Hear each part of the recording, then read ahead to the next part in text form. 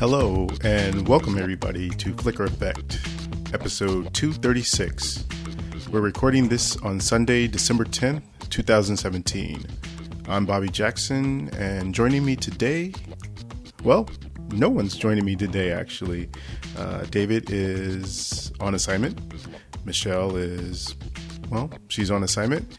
And Yasha, I think he told me, yeah, he definitely told me he's on assignment too. So it looks like you guys are kind of stuck with me this week. Well, hopefully it'll be okay.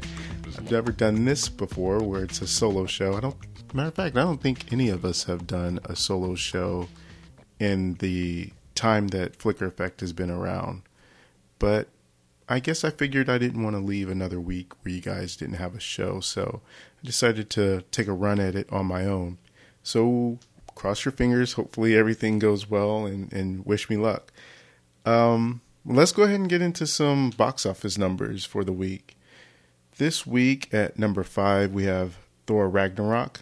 Still holding strong, actually. I didn't realize this would still be in the top 5, but obviously next week with Star Wars coming out, it will probably get pushed out, but we'll see. Anyways, it made $6,291,000. Number 4, The Disaster Artist at $6,435,000. And that is one movie I actually did see this week. So I guess I'll take a pause on the box office for now, and I'll talk a little bit about my experience with seeing The Disaster Artist. So a little background. For people who don't know, The Disaster Artist is based off of this movie called The Room, which is considered probably the worst movie of all time. And I've heard of this movie. I just had never seen it. I'm not one to always watch a movie just because it's bad and kind of join in on that sort of humor. Sometimes it's good and sometimes it's just bad. And so I didn't know what to expect from The Room. And knowing that I was going to see The Disaster Artist, I really wanted to see The Room to be able to get the experience before watching The Disaster Artist. And The Room is written and directed by Tommy Wiseau. And this guy is very eccentric, and that's really putting it mildly. There's not much known about his background. He has this accent that's pretty heavy that he seems to just, in everything that he does, he talks with the accent. He doesn't try and hide it, or he almost doesn't think that he doesn't have an accent. So it's very, very strange. But the story of The Room is about this guy that Tommy plays his name is Johnny. And he's this banker who's living in San Francisco, and he has this girlfriend named Lisa. And he ends up in this relationship with her where it's very one-sided. And Lisa is not the type of person that is happy in this relationship. So she seeks comfort and solace elsewhere. And I won't get too much into it just in case some people out there really actually want to go watch this movie.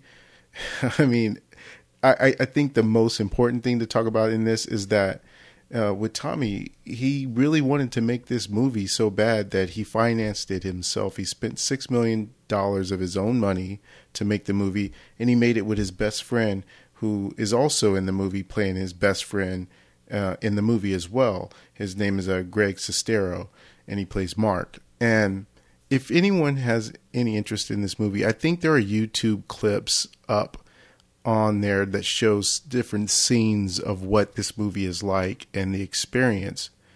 And it's something else.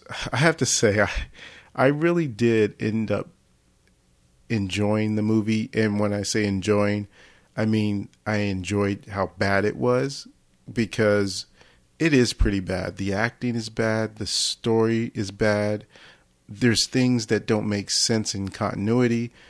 Things are brought up, but they're never paid off.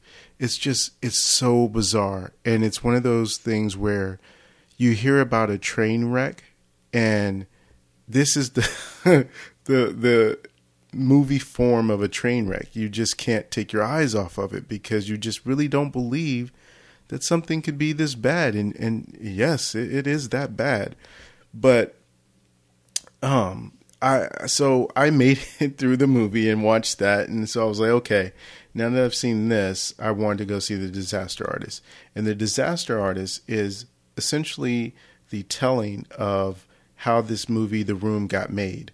And playing Tommy Wiseau is the one and only James Franco, and playing the Greg role of Mark is Dave Franco, his brother.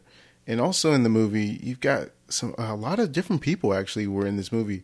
Seth Rogen is in it. There's also Alison Brie, Paul Scheer, and Josh Hutcherson.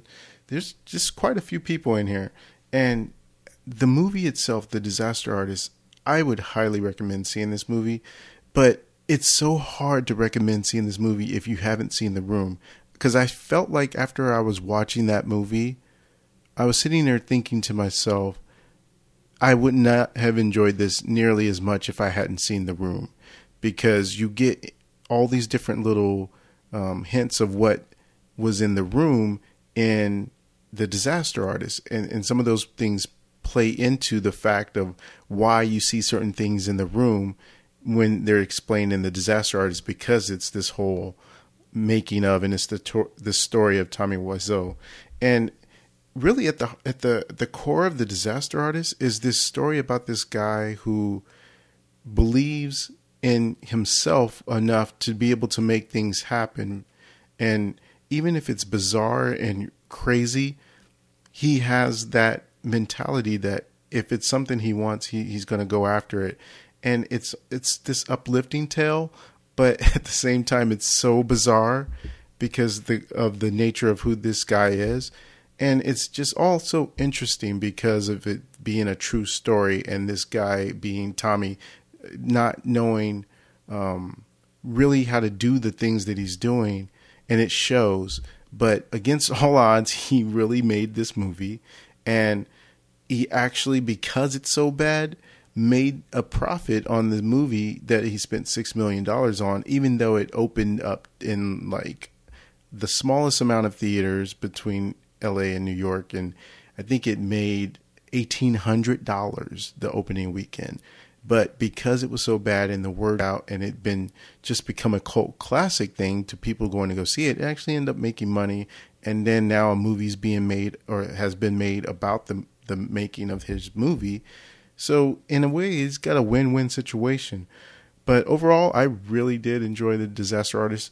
James Franco is absolutely mesmerizing playing this character, because you see the parallels almost in the way that Tommy Wiseau is as a character in his movie, and also in real life, that James Franco is in this movie and as he is in real life, because James Franco has this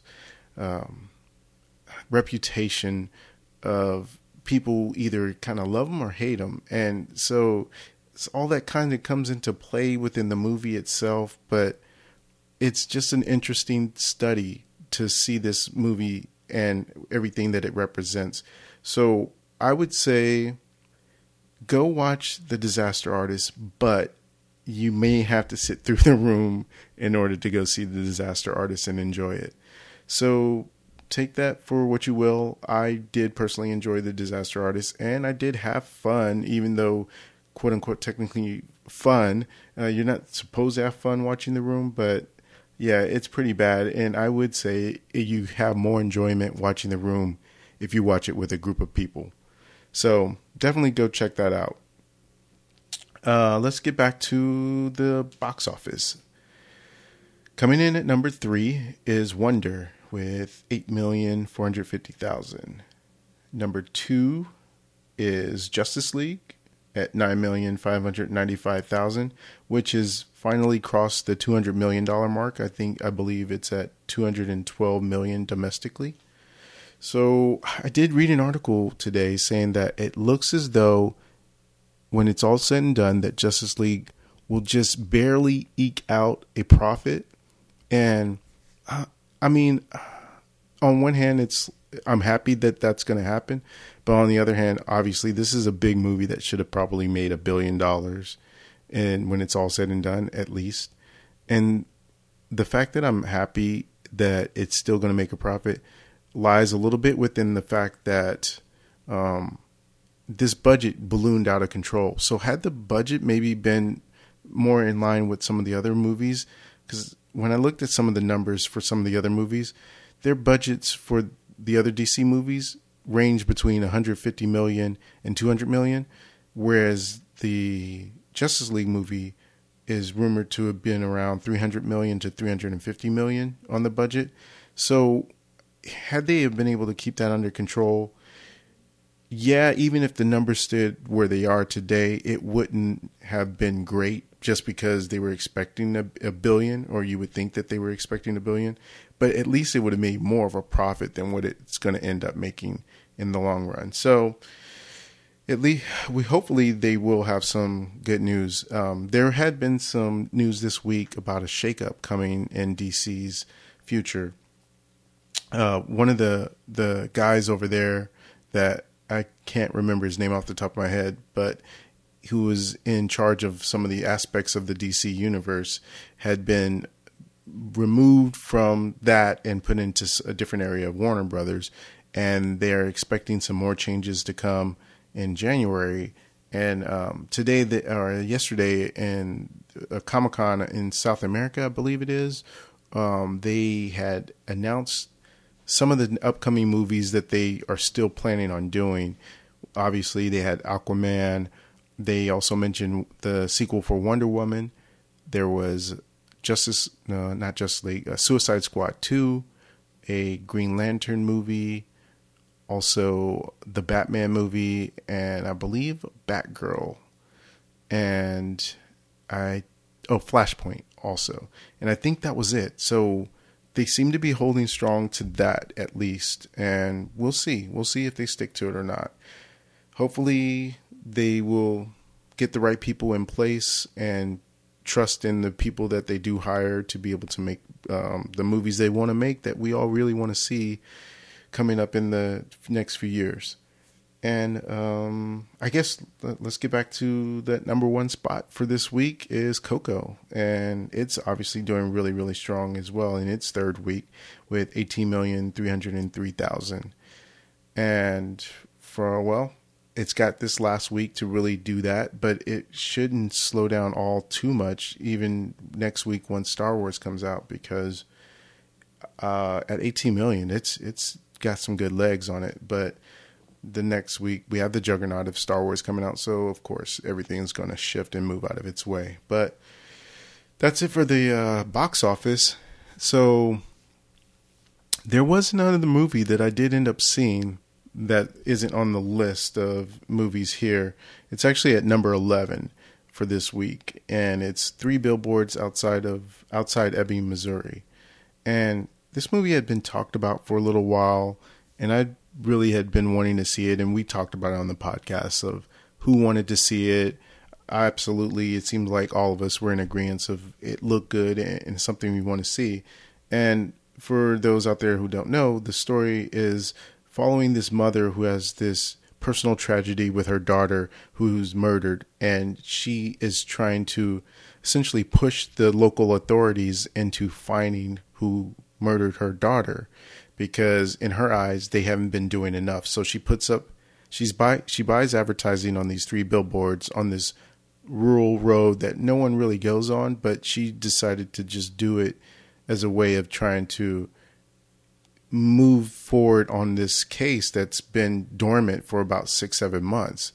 So with her doing that, she really catches heat from doing that, because on one hand, the person who plays let me run down some of the people in this movie as well.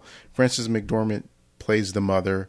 There's also Sam Rockwell, who plays one of the deputies of the town. And Woody Harrelson plays the chief. Chief Willoughby is his name. And so Chief Willoughby, played by Woody Harrelson, catches a lot of flack because she specifically calls him out in the billboard. And it creates this tension because the chief is actually beloved in the town. People feel for Frances McDormand's character, but they don't like the way that she's calling out the chief of police. And it creates this tension. And the movie it is good, no doubt about it. There's huge, powerful performances in here. There's not a weak link in the movie in terms of acting. Everybody absolutely sells what they're doing. Frances McDormand is a standout, and so is for the time that you see him on screen. Woody Harrelson does well, and also I would say going toe to toe with Frances is you got Sam Rockwell. He does a terrific job in the role as this deputy. And I think what I really enjoyed about this movie is that there's equal parts of good in these people and equal parts of bad. They feel like real fleshed out people as opposed to just characters in a movie. And so with that, it actually does this strange thing by creating a tone to the movie that shifts based on the characters and which characters are interacting with each other.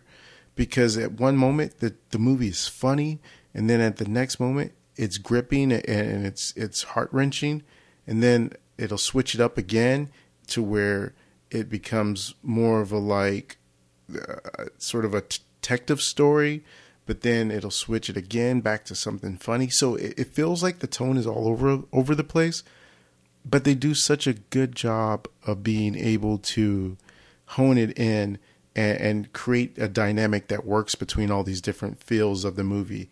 And only maybe I'd say one or two times did it feel like it shifted in a way that was jarring, because you'd have this funny moment, or a serious moment, I should say, and then all of a sudden there'd be something funny that happens. And it was like, whoa, should that be there? Because that was kind of abrupt in the way that it changed.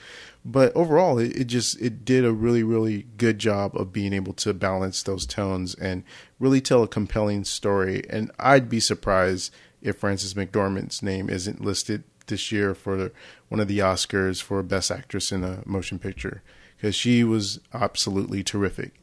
Yeah, there's not much else to say about that movie other than I would suggest going to go see it if you're interested in it.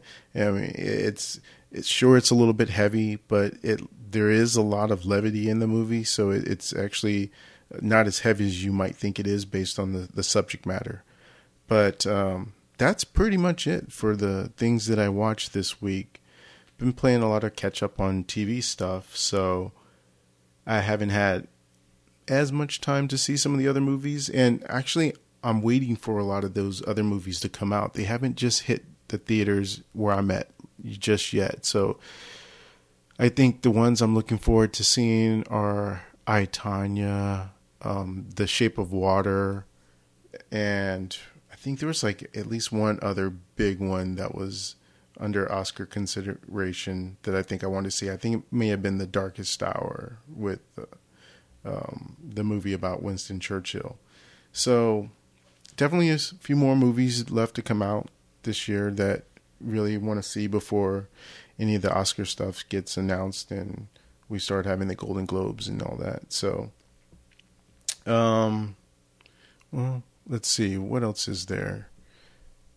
I guess, well, since it's just me, I might as well talk about a little bit of the news and some of the stuff that I'd been interested in within the past week. Let me start off with one of the bigger things, which was that there was a screening yesterday for Star Wars The Last Jedi in Hollywood, and it was a press screening. And so a lot of reactions came out online around, I want to say around 9:30, 10 last night. And I won't get much into it just in case anyone doesn't want to be spoiled. But I would say if you're interested in it, go look. I won't even say if they said it was positive or negative, just in case people want to go in completely cold on knowing any thoughts. Other than that, one of the trailers that came out today, I believe, was Ready Player One's second trailer. And man, that thing just looks so good. This second look at it gives you a little bit more of the story and an understanding of what the Oasis is and the reason why the future is a little bit messed up and what's the deal behind the Oasis. So I would recommend checking out that trailer. It's a movie directed by Steven Spielberg, and it's based off of a novel. And just got word today that the creator and writer of the Ready Player One novel is actually coming out with a sequel that he announced. So if you are interested in it, yeah, I would say get on board and check out the audiobook, which I really thoroughly enjoyed listening to it on audio, and get into the aspect of what you're going to go see on the screen once you see a little bit of that trailer. Another trailer that came out yesterday was the trailer for the animated Spider-Man movie starring Miles Morales.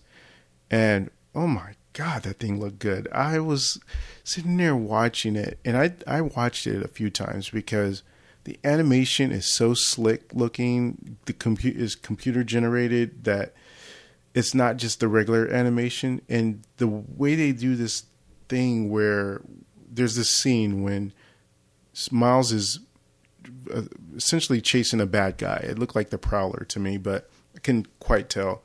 And as he's chasing the Prowler, he's running through the city, and he jumps off the side of a cab car. And for one, the detail on the side of the cab car, you can see the street reflected off the side of the cab car, and it just looks so good. But when Miles bounces off the side of the cab car, there's this moment where it's really quick, but there's like this pop art moment where it just looks all animated in a different style, and it just catches you for a quick second. And I'm like, ooh, I wonder if they're going to do that throughout the movie, because it looked really good and it worked really, really well. And for those that don't know who Miles is this character from the Ultimate Universe that Marvel created, where it was a slightly different world where we have the heroes that we know, but they're kind of different origins, and so they're slightly different than the ones that we grew up knowing. And so in this universe, the Peter Parker had died, and Miles Morales took up the mantle of Spider-Man. And so in this movie, it's called Into the Spider-Verse, and the Spider-Verse is what becomes known as this idea of having a multiverse of different worlds where different Spider-Men inhabit those different worlds. So there seems like that's the storyline they're playing with, that we're going to see multiple versions of Spider-Man. You'll see your Miles Morales, perhaps your Spider-Gwen, which is Gwen Stacy as Spider-Man, or Spider-Woman in this case. There's still our Peter Parker that we know and love from the world that we have. So it seems that they're going to play in that world a little bit, and it looks pretty exciting. And that, if I'm not mistaken, comes out in December of 2018. So be on the lookout for that, and check out that trailer if you haven't had a chance to.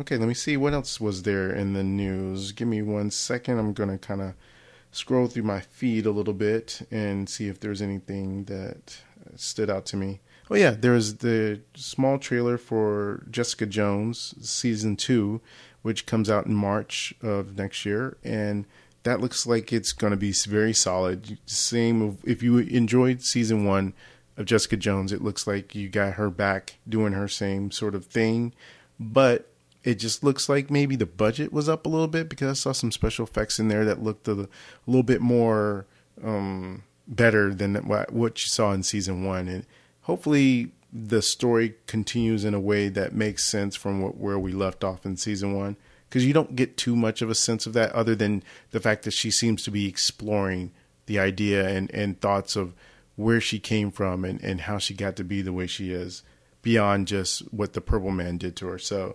yeah, you can see that trailer's out there right now. You can check that out on Netflix, coming in March. Let me look and see if there's anything else that I can talk about that was on my mind. Oh yeah, how could I forget? So it looks as though the Disney Fox deal may be going through after all. I know I don't know if we mentioned it on the show. We hadn't been doing news much, but in the news, there's been the talk of the fact that Disney and Fox have been in negotiations. And the latest thing I read is that Disney would be buying certain assets of Fox for about 74 million. I think the original estimate was 60 or 65, but the latest thing I read was 74. And those assets would include the movie arm and the TV studio, as well as the studio backlog for Fox. So obviously this has huge implications, because it would mean that Marvel would get possession back for Fantastic Four and the X-Men. And so there's all this talk of like how that work, how will they bring those characters back into the fold? And if that happens, they obviously have a lot of time to figure that out, because we're still getting through the rest of the storyline and slate that they already have set up.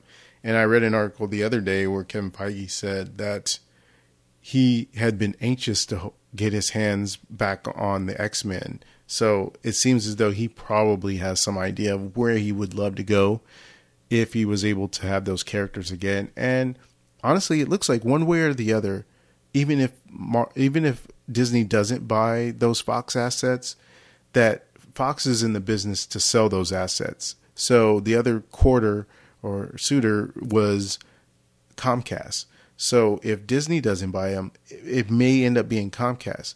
But the thing is, if someone else buys those Fox assets, I believe from the way I understand it is that those rights to the X-Men and to Fantastic Four are non-transferable. So once they sell them, then the rights automatically revert back to Marvel. So to me, it seems like one way or the other, Marvel's getting back those characters. So it'll be exciting to see what they decide to do with that whole thing, because that's going to be a task to try and fit all those characters in and try and give all those different things that have movies now to continue on with those movies on top of everything else that they got going on. But it's kind of a good problem to have, so we'll see what they do with that. Okay, well, let me see how. There was one more thing I could have sworn that I wanted to talk about, but well, I guess the other smaller thing that I wanted to mention was there was a article earlier in the week that mentioned that Marvel is starting to do a podcast universe. And the first podcast that they want to do is based on Wolverine. It's called Wolverine: The Long Night. And it's a scripted podcast. So there'll be sound effects, there'll be different voice actors, and they want it to be done as a 10-episode season, and it'll premiere on Stitcher's premium service at first. And then after a while, I think it premieres on the Stitcher service in the spring or summer of next year. And then after it's had its exclusive run there, I think they said in the fall it'll come out and be available to everyone else.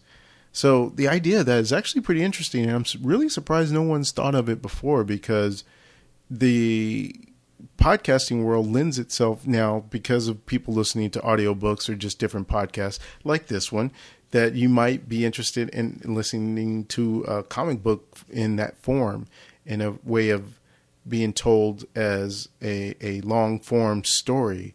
And I'm definitely interested in it. So I would really want to check this out just to see how it goes. And they said that if it does well, they would like to open it up to a podcast universe and have other characters come in and have their own podcast series as well. And then maybe intermix those as like a Wolverine and maybe the next one would be, let's say if it was, the Hulk, and then you mix those two together and you'd have a different type of podcast. So we'll see how that goes. It's definitely an interesting concept, and really, like I said, really I'm surprised no one had thought about doing it before, but hopefully it turns out well, because just another way of having some more stories being told in that medium, and maybe giving people who haven't tried to sit down with a comic book a different way of trying to enjoy a comic book of that nature. I can't really think of anything else that I really wanted to get into, other than to just say that I'm absolutely looking forward to seeing Star Wars. I have my ticket set for 10 o'clock on Thursday night, so I am overly excited to see it. I'm really just kind of been biding my time and not trying to think about it too much because of how close it is. So just got this next few days to get through, and then I can finally be amongst the many that will have finally seen this movie and start being able to theorize and think about everything else that's going to come after I've seen it. But hopefully everybody else has got their ticket and will be going as well. And really, I would love to hear back from everybody what their experience is like once they get a chance to see it and how they thought about the movie. Because I think that's kind of the thing that we all share, is that love for the stuff that we talk about. And Star Wars is one of the big ones. It's everyone on the podcast loves that series. So I know we're going to have a good time talking about it, and we will absolutely be back next week and talking about Star Wars. So tune in for that. And with that, I guess I'm going to go ahead and get out of here. As always, we'd love to hear back from you, from everyone listening. You can email us at feedback@flickereffect.com with your questions and comments. You can find us on Facebook, Instagram, Twitter, and other social media accounts. If you need links to those, go to flickereffect.com. Look over on the right-hand side. I'm Bobby Jackson. Thanks for listening.